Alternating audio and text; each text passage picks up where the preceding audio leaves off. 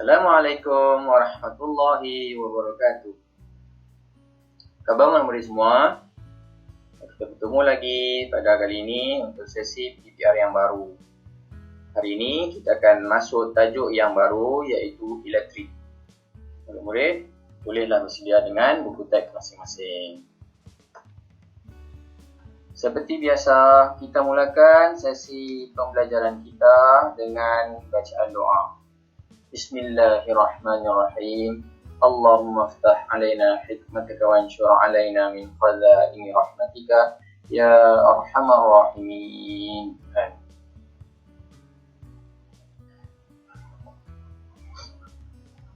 Sebelum kita memulakan sesi pembelajaran kita, mari kita lihat dulu aktivitas pembelajaran. Di akhir pembelajaran, murid-murid akan dapat menjelaskan dengan contoh sumber yang menghasilkan tenaga elektrik. Murid akan dapat mengenal pasti susunan meter secara bersiri dan selari dalam 1 liter elektrik lengkap.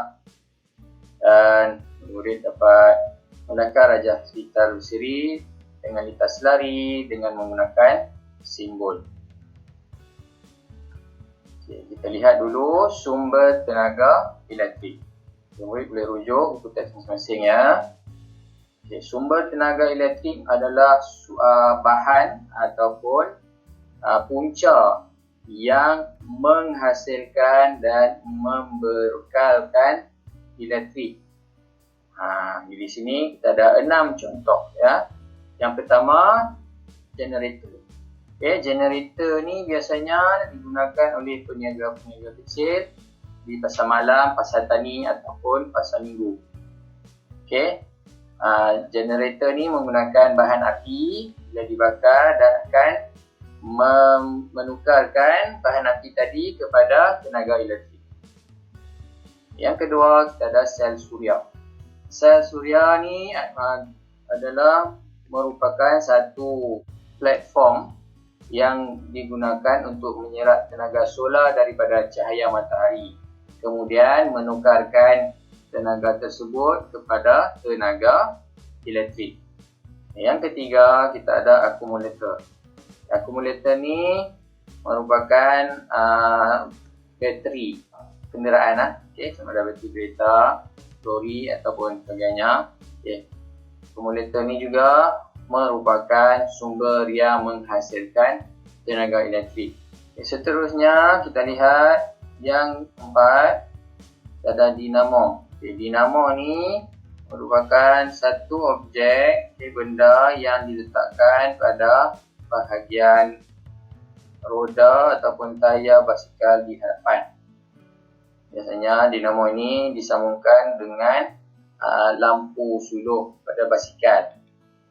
Apabila tayar berpusing, kita kayuh basikal, tayar tu berpusing. Bila tayar berpusing, dia akan menggerakkan satu bahagian muncung pada dinamo tu, dan bahagian tersebut akan berpusing. Di dalamnya ada medan magnet yang akan kemudian menghasilkan tenaga elektrik yang akan disalurkan kepada lampu suluh dan lampu itu akan menyala. Seterusnya kita ada sel kering, bateri. Sel kering adalah bateri yang biasa kita gunakan untuk remote, untuk mainan dan sebagainya. Bateri ini yang akan menghasilkan tenaga elektrik supaya peralatan yang kita gunakan itu dapat hidup dan digunakan. Yang terakhir adalah stesen jana kuasa. Di Malaysia terutamanya, Malaysia menggunakan stesen jana kuasa hidroelektrik, iaitu satu stesen yang menggunakan air untuk menjana tenaga elektrik. Di bahagian kaki bukit akan dibuat takungan air, empangan. Sebagai contoh, yang paling dekat dengan kita, empangan Mengkuang. Dibuat bahagian takungan air pada kaki bukit. Maka air yang ditakungkan itu akan melalui satu laluan di bawah pada dasar empangan tersebut untuk memusingkan turbin yang ada di dasar tu. So, apabila air yang bertakung itu melalui laluan yang sempit di dasar empangan, maka tekanan air akan menjadi tinggi. Bila tekanan air tinggi, maka dengan tekanan yang tinggi itu, air dapat memusingkan turbin yang ada di dalam empangan tersebut dan akhirnya menghasilkan tenaga elektrik. Okay. Seterusnya, kita akan lihat litar elektrik. Secara asasnya, litar ada dua jenis, iaitu litar bersiri dan litar selari. Litar bersiri seperti dalam rajah yang cikgu tunjukkan ni adalah merupakan satu litar yang mempunyai satu rantai litar elektrik. Okay. Hanya satu laluan, satu rangkaian litar sahaja. Tetapi litar selari merupakan satu litar elektrik yang mempunyai dua rantai litar ataupun cabang laluan litar. Okay. Untuk memudahkan kamu faham, bagi cikgu contoh yang paling mudah untuk kita ingat litar bersiri dan litar selari ini, cikgu umpamakan litar bersiri seperti laluan kampung. Jalan di kampung-kampung, dia hanya ada satu laluan sahaja. Okey? Okey. Manakala litar selari, kita boleh contohkan, kaitkan dengan laluan highway. Highway kan, untuk satu laluan highway kita ada dua atau lebih lorong. Okey. So untuk mudah kita ingat ya. Okey, sekarang kita tengok pada simbol komponen dalam litar elektrik. Sel kering atau bateri, simbol dia adalah satu garis dan satu garis panjang dan pendek. Okay, untuk sepasang tu mewakili satu sel kering. Kalau dua, kita buat dua dan seterusnya kita tambahlah. Ingatlah, sel kering simbol dia berpasangan. Okay, Swiss pula, kalau kita tengok di sana, okay, dia ada garisan dan diletakkan dua titik. So, ikut pada keadaan Swiss tersebut. Kalau Swiss terbuka, maka garisan itu tidak menyambung antara dua titik tadi. Jadi kalau Swiss itu tertutup, kita sambungkan saja dan kita letakkan dua titik. Okey, sekali tengok mentol. Mentol ataupun lampu bak. Okey. Mentol simbol dia mudah saja. Buat bulat dan pangkah di tengah, di dalam bahagian bulat tu, maka jadilah simbol mentol. Sekarang kita tengok contoh lakaran simbol litar elektrik. Okey. So lakaran simbol ni maksudnya kita lukis litar dengan hanya menggunakan simbol yang kita dah belajar tadi. So kita tak perlu lukislah bateri yang besar tu dengan Swissnya, dengan mentol. Okey. So kita tengok. Boleh buka buku surat, buku teks, boleh tengok dalam buku teks kamu. Okay. Litar bersiri. Okay. Yang pertama, lakarkan simbol sel kering. Kita lukis, kita buat dulu sel kering. Tengok pada gambar yang dibekalkan, yang diberikan. Okay. Kalau ada satu sel kering, kita buat satu lah. Kalau ada dua, kita buat dua. Kemudian, kita lakarkan simbol mentol. Tengok pada rajah tersebut, mentol ada dua, so kita buat dua mentol. Dan yang ketiga, sambungkan sel kering yang simbol sel kering dengan mentol tadi secara lurus. Okey. Dan kita letakkan simbol Swiss. Maksudnya kita letakkan 2 titik saja pada garis lurus yang menyambungkan antara sel kering dan mentol. Okay. Ini adalah contoh litar bersiri. Sekarang kita tengok contoh litar selari. Okay. Kita akan lakarkan satu persatu cabang litar yang ada. Okay. Merujuk kepada gambar, hanya ada 2 cabang. So, yang pertama, menggunakan kaedah yang sama kita buat lakaran pada litar bersiri tadi. Kita buat satu cabang dulu. Bateri atau sel kering. Okay, sambungkan dengan mentol dan kita letakkan Swiss. Kemudian, kita tambahkan satu lagi cabang mentol dan Swiss saja. Kita tengok. Faktor mempengaruhi kecerahan mentol. Kita dapat 3 faktor yang mempengaruhi kecerahan mentol, iaitu jenis litar, bilangan sel kering dan bilangan mentol. Kita akan tengok satu persatu. Okay, jenis litar. Okay, litar bersiri mempunyai satu laluan arus elektrik. Maksudnya, semua mentol akan berkongsi arus elektrik yang sama. Hal ini menyebabkan nyalaan mentol kurang cerah. Manakala litar selari pula mempunyai 2 laluan arus elektrik. Okay. Oleh itu, jumlah arus tenaga yang mengalir bagi setiap laluan adalah sama. Maka, nyalaan mentol akan lebih cerah. Maksudnya, kecerahan mentol berbeza mengikut jenis litar. So, mentol dalam litar selari menyala dengan lebih terang berbanding mentol dalam litar bersiri.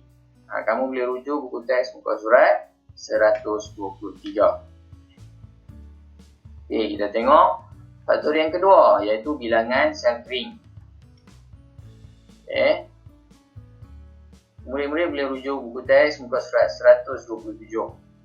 Kecerahan mentol dapat diubah dengan pertambahan bilangan sel kering. Pertambahan bilangan sel kering akan memberikan lebih tenaga elektrik kepada litar. Lebih banyak arus elektrik yang mengalir dalam litar akan menyebabkan mentol menyala dengan lebih cerah. Yang terakhir, faktor yang mempengaruhi kecerahan mentol adalah bilangan mentol. Okay, bilangan mentol. Bagi litar bersiri, semakin bertambah bilangan mentol, semakin berkurang kecerahan mentol. Hal ini kerana litar bersiri mempunyai satu laluan arus elektrik. Makna kata mentol akan berkongsi arus elektrik. So, menyebabkan nyalaan mentol untuk litar bersiri akan menjadi malap. Manakala bagi litar selari pula berbeza, seperti dalam contoh yang cikgu tunjukkan. Okay, muka surat 127. Okay. Kecerahan mentol dalam litar selari tidak berubah walaupun bertambah bilangan mentol dalam litar. Sebab apa? Sebab litar selari mempunyai laluan arus elektrik dan setiap laluan itu mempunyai arus elektrik yang sama. Sekarang kita lihat muka surat 132 dan 133. Cara kita nak menggunakan elektrik secara efektif, secara berhemah, secara cermat. Yang pertama, tutup lampu semasa tidur. Yang kedua, gunakan kipas berbanding pendingin hawa. Aircon lah. Kita pakai kipas berbanding aircon. Kedua-dua hal ini dapat mengawal penggunaan tenaga elektrik di rumah. Maksudnya, waktu kita tidur, kita tak perlu buka lampu. So kita ada jimat penggunaan elektrik di situ. Sama juga antara kipas dan aircon. Kipas adalah peralatan elektrik yang menggunakan sedikit berbanding aircon. Seterusnya, tutup semua peralatan elektrik jika tidak digunakan. Kita tengok TV. Bila kita dah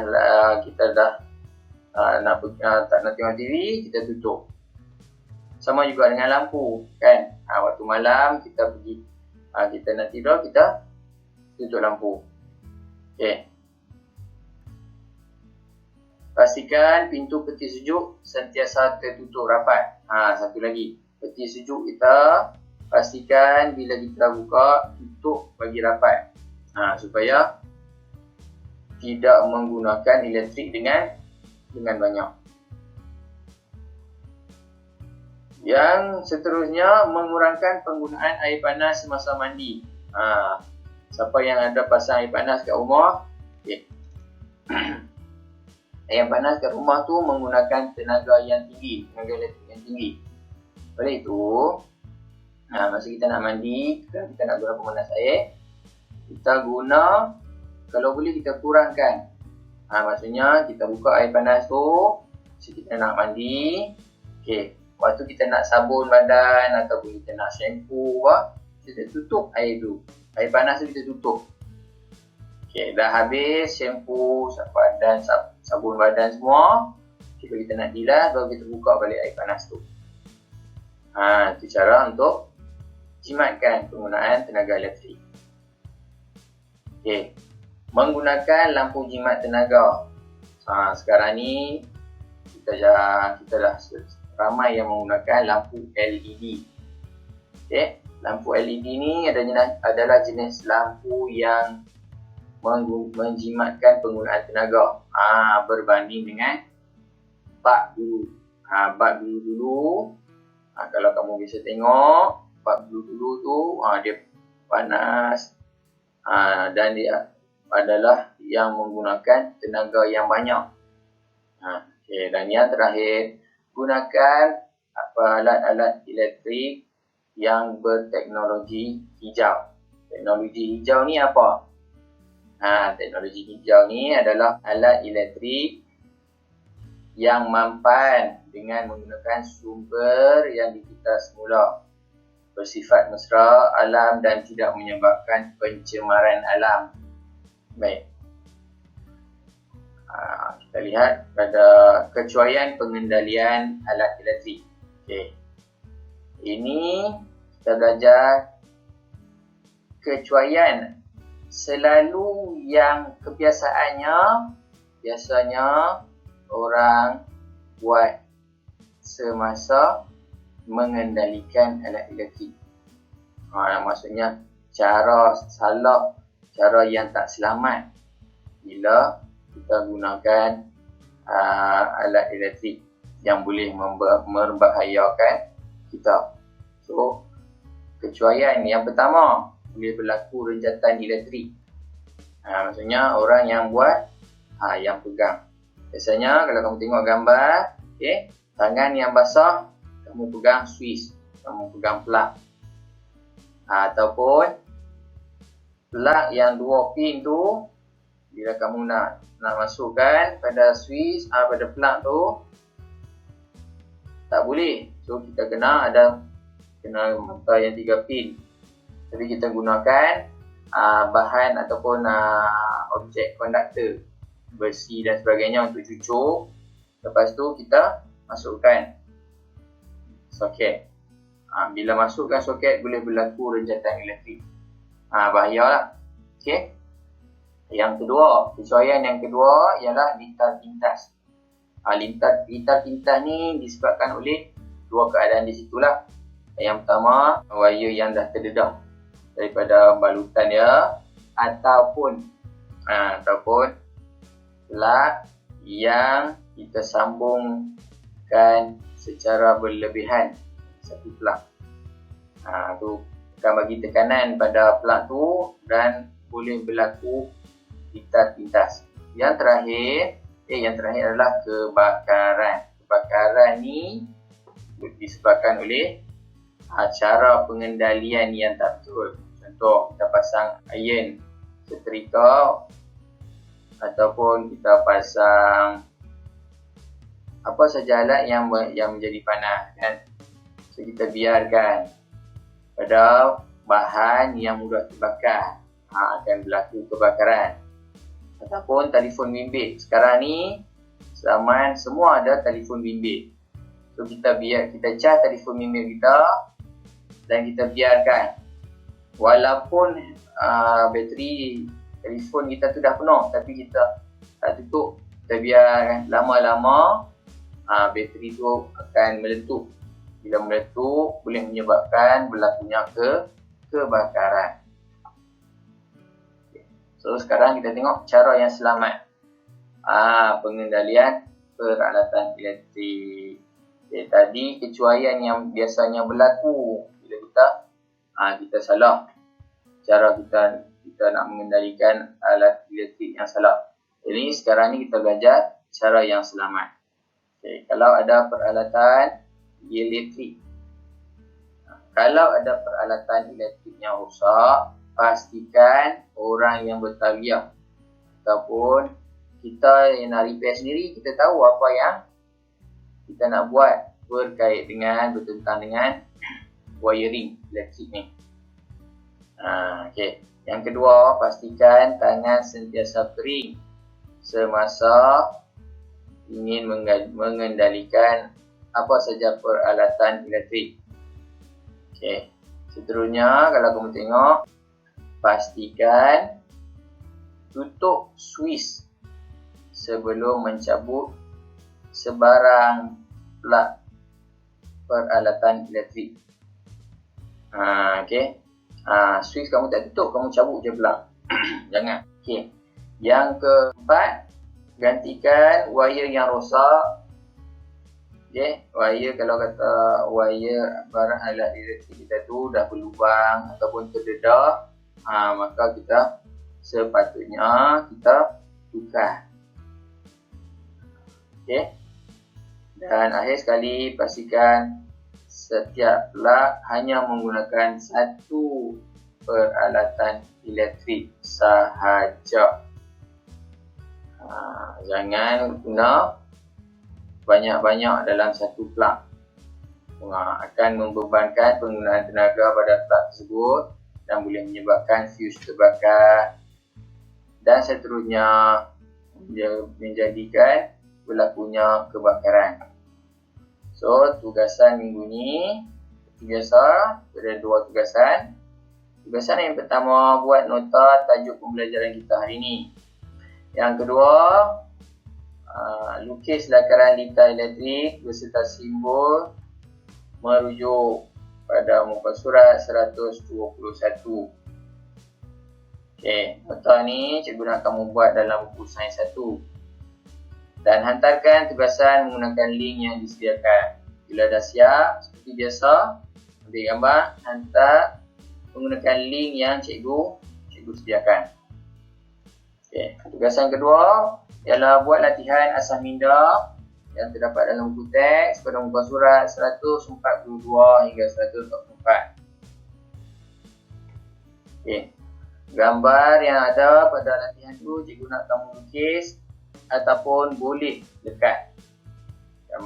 Gambar saja. So, kamu photostat ataupun kamu print, kamu potong gambar tu, kamu lekat. Okey, untuk tugasan 2 ni cikgu nak kamu semua buat dalam buku sains 2. Okay. Hantarkan tugasan menggunakan link yang cikgu sediakan, sama juga seperti Seperti biasa, bila dah siap aja, snap gambar dan hantar, gunakan link yang cikgu bagi. Jangan hantar dalam WhatsApp walaupun secara personal. Okay. Itu saja sesi PDPR kita pada kali ini. Jangan lupa kita jaga kita, stay safe, stay at home, sentiasa basuh tangan ataupun gunakan hand sanitizer. Sekian, terima kasih. Assalamualaikum.